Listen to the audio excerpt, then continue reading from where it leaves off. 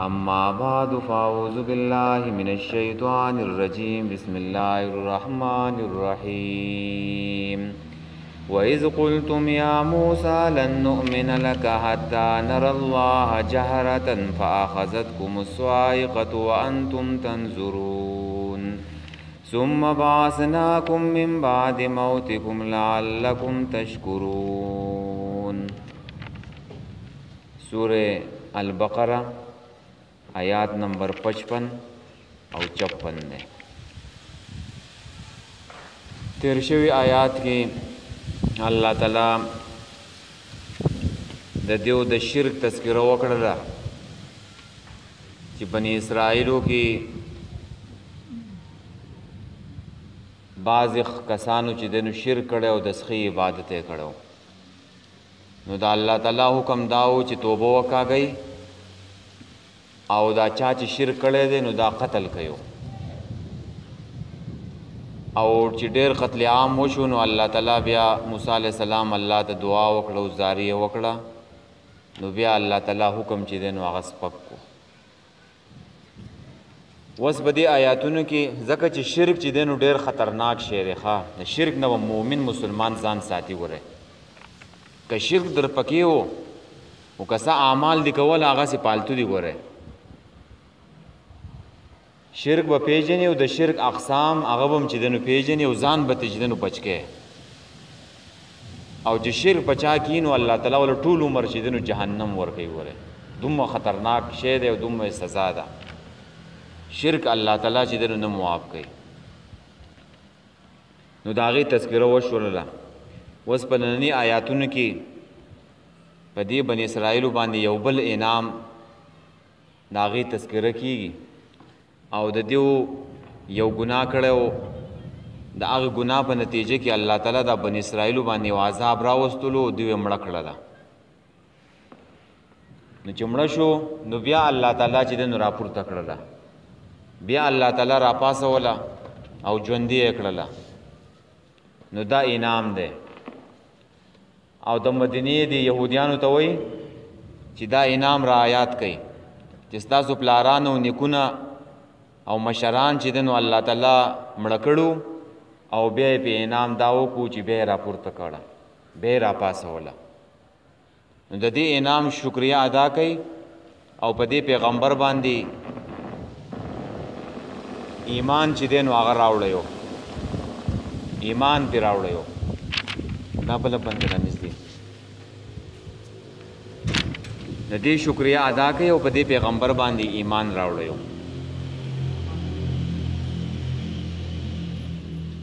دا واقعه تفاسیرو په دو طریقو باندې نقل کړله.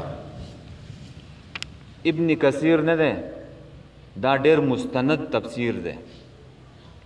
او دا د خپل تفسیر دی نقل کړی دی دا ابن جریر طبری نه. ابن جریر طبری دا د تفاسیر مور د التفاسیر دی ته ویل کی. او ابن جریر طبری بیا د اسحاق رحمه الله دا غي قول دلته نقل کيو چې موسی علیه السلام کله د کوی تور نه راغی الله تعالی ول کتاب ورکو، نو چې دوی په شرک ولیدل موسی علیه السلام، نو موسی علیه السلام خو دیو غصه شو، قار شو، ا تخته هم چې د غصې نه وغورځولې. نو دیو ته وویله چې تاسو وس چې دنو مشران مخور خلق پویا خلق چې دنو هغه تیار شي، مونږ به زو د الله تعالی ملاقات لا او الله تعالی به مونږ ته چې دنو د دې په باره کې څه حکم کوي چې دا چا چې شرک کړی دی. نو موسی علیه السلام ورته وویل چې پاکې جامې واغوندئ او غسل وکئ. نو د دیو نه چې دنو او یا کسان چې دنو بوتله کوی تور ته مشران او غټان او علما کوی تور ته چې دنو دیو لاړه. موسی علیه السلام مخکې و او دیو چې دنو ورپسې و. موسی علیه السلام د کوی تور سر ته وختو، او کله به چې موسی علیه السلام سره الله تعالی خبرې کولې د دې به یو اثر و د دې موسی علیه السلام په دې تندي باندې به یو چمک کېدلو چمک هغې چمک ته به چا نه شو کتلی یو پړق به کېدلو نو په موسی علیه السلام باندې د اثرات شروع شو نو د اویا کسان نه و بني اسرائیل دیو په دې غر کې په سجده شو او دا ټول غر نه دی په دې باندې چې دنو وریځ راله موسی علیه السلام په دې وریځو کې چې دنو پټ شو او لاندې چې دنو دا کسانو شاته دیو هم چې دنو په دې وریځو کې چې دنو پټ شو الله تعالی د موسی علیه السلام سره کلام وکړو خبرې وکړل او دا یې ورته ویل چې دا کار وکړئ او دا کار مه کوئ دا حالات چې ختم شو نو موسی علیه السلام راکوز شو د قوم خواله راغی چې الله تعالی دا حکم وکړو چې چا شرک کړی دی نو دا به قتل کیږي دا به وجلی کیږي نو دې بني اسرائیلو په دې ځای کې چې دی نو د بېادبۍ او د ګستاخیو خبره وکړل د بېادبۍ او د ګستاخۍ خبره وکړل چې مونږ به تر هغه وخته پورې چې دی نو ستا خبره نه منو تر څو پورې چې دی نو مونږ الله تعالی چې دی نو په خپلو سترګو باندې لیدلی نه یو نو چې د دې خبرې کولو نو په دیو باندې صاعقه راله یو عذاب راغی یو آسماني تندر راغی یو اور پې راغی یو زلزله په دیو باندې چې دی نو راله او دیو ټول چې دی نو ایسته مړه شو چې موسی علیه السلام د دیو د حالات ولیدلو نو موسی علیه السلام الله ته دعاګانې شروع کړې او زاریې شروع کړه چې رب العالمین زه به اوس د قوم خواله څنګه ځمه زه به قوم ته چې دی نو څه جواب ورکوم چې ته اویا کسان بوتلو مشران هغه څه شو زه به خلکو ته تقریر څنګه کوم زه به خلکو ته واز څنګه کوم خلک به ما ته وایي چې تا هغه اویا کسان چې دی نو څه کړل او الله که تا دا هلاک کولی نو مخکې به دې هلاک کړی وی او زه به دې ورسره هم چې دی نو هلاک کړی وی نو موسی علیه السلام دعا الله تعالی قبول کړله نو دا کسان چې دی نو بیا راپاسوله دا یې بیا چې دی نو ژوندي کړل نو دا کسان چې مړه شوو نو دا په دې ګستاخۍ باندې مړه شوو ښه په دې باندې نو مړه شوي چې الله تعالی دې موږ ته ځان ښکاره کړي زموږ د الله تعالی سره مینه ده او محبت دی دا خبره خو موسی علیه السلام هم کړوه خو دیو شرط ولګولو په دې خبره کې چې موږ به هله منو ستا خبره چې کله موږ الله تعالی په خپلو سترګو چې دی نو وینو نو د دې ګستاخۍ د وجې نه چې دی نو دوی مړه شو او موسی علیه السلام چې ویلو نو هغې د الله تعالی سره مینه او محبت و وی الله وی که ته ما ته لږ معمولي غوندې کې ځان ښکاره کړې الله تعالی ورته وویله وی لن تراني ته ما نشي لیدلی ته ما نشي لیدلی نو موسی علیه السلام به بار بار ویله نو الله تعالی ورته ویله وی زه ښه ده که دا غر ورته راټینګ شو نو ته به بیا ما وینې نو فلما تجلی ربه للجبل فجعله دکا وخر موسی صیقا چې معمولی جلک الله تعالی یو غر ته چې دی نو وروخو نو هغه غر ریزه ریزه سو او هغه غر د خپل ځای نه چې دی نو والوتو ختم شو هغه غر او موسی علیه السلام بېهوشه چې دی نو راپرېوتلو نو په دې سترګو کې طاقت نشته ښه چې الله تعالی ویني په دې سترګو کې هغه طاقت او قوت نشته او په قیامت کې او په جنت کې چې دی نو مؤمنان به بیا د الله تعالی چې دی نو دیدار کوي وجوه یومئذ ناظره الی ربها ناظره په دغه ورځ باندې به ځینې مخونه تر و تازه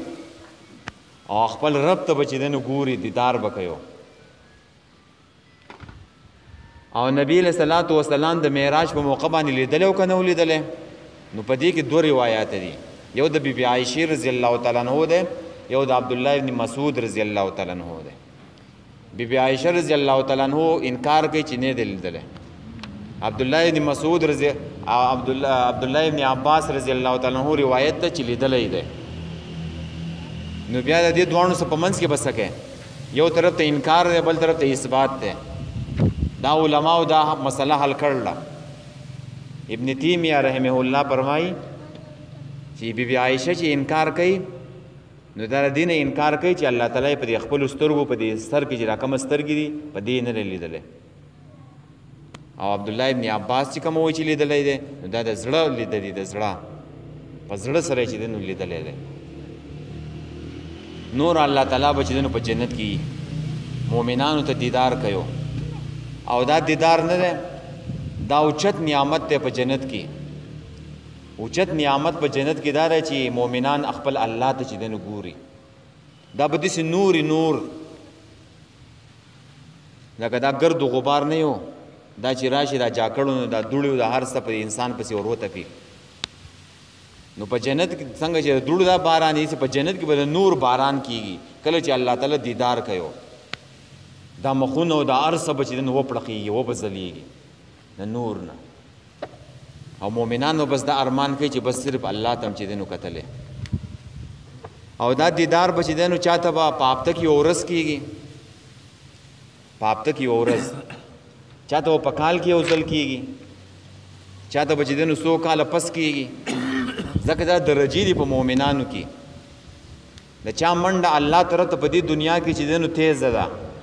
په هر مانځه کې په اول سب کې ولاړي نو الته په جنت کې هم دا خلک چې دنو یا الله طرف ته په دنیا کې منډه تیز وا په آخرت کې په جنت کې هم چې دنو دا خلک په اول سب کې چې دنو ناسي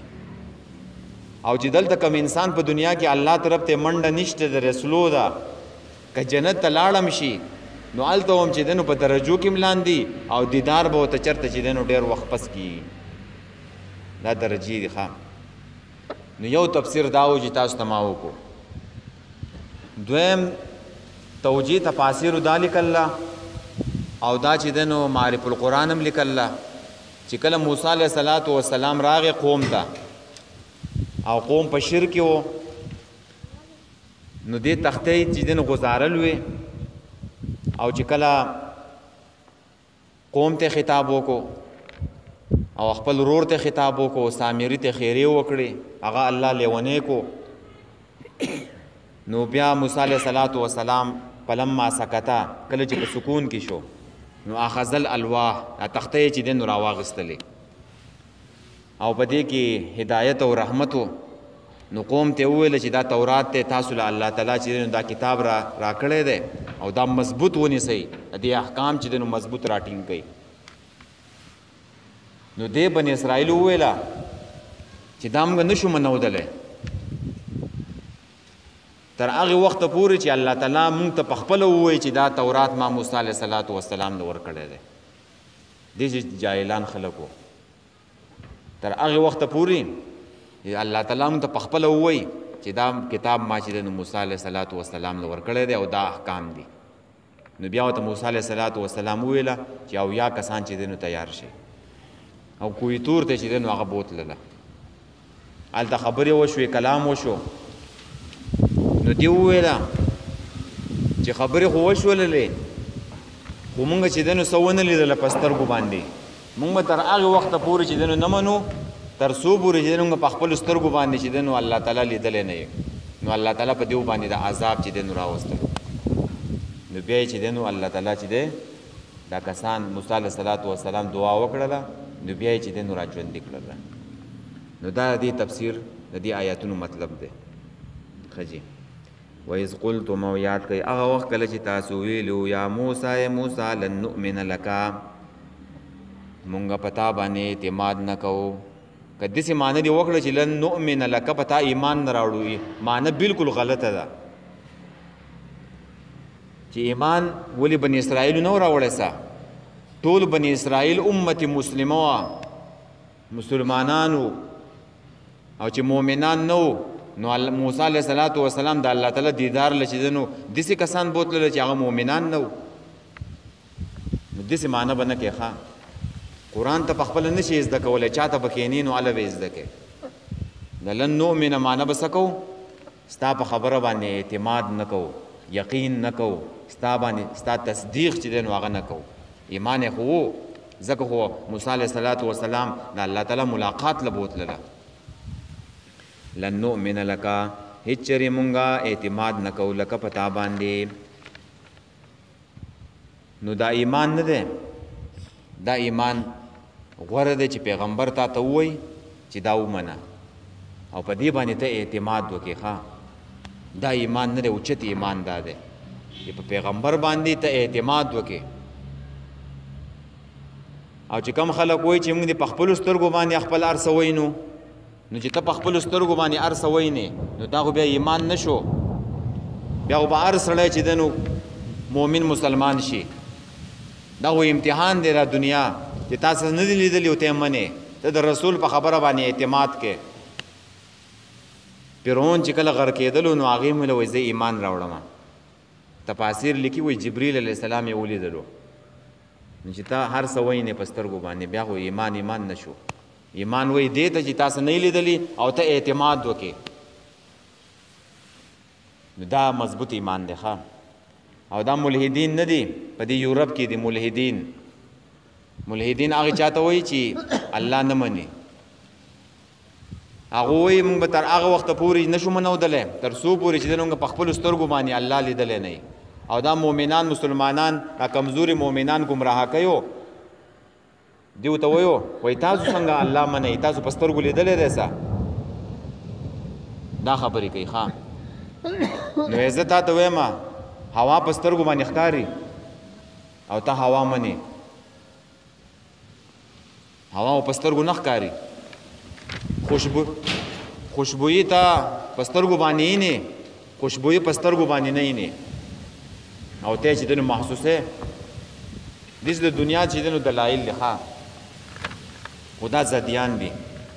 لنو من لکا هیڅ چرې مونږه اعتماد نه کوو لکه په تا باندې حتی تر هغې وخته پورې نر الله جهرتن چې مونږ وینو الله تعالی جهرتن ښکارا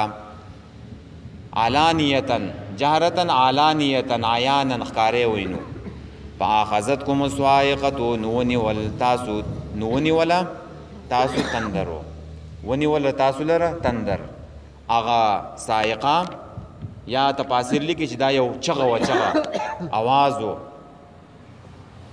او یا چې دنو هلته رشپه راغله په ستوري اعراب کې یا وایي زلزله وه خو یو کړس و د هغې د وجې نه دې ومړه شو.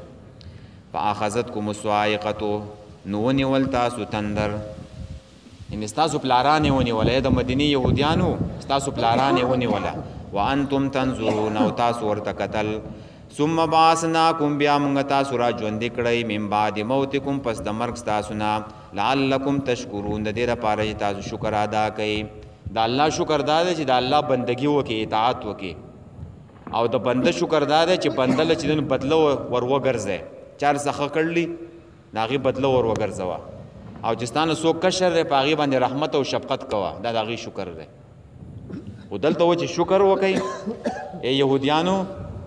تاسو پلاران الله تعالی چې دین دوباره را ژوندي کړله نو تاسو د دې شکر ادا کړئ او په دې پیغمبر باندې ایمان راوړئ دا کتاب چې دین ومنئ. نو دا د ذکر را ژوندي کړله چې دا د دیو د نیټې مرګ نه و. ښه هغه وخت یې نه و پوره شوی نو ځکه چې دین الله تعالی چې دین را ژوندي کړه او چې چا نیټه پوره شي او مړ شي هغه بیا نشي را ژوندي کېدی. بس دی.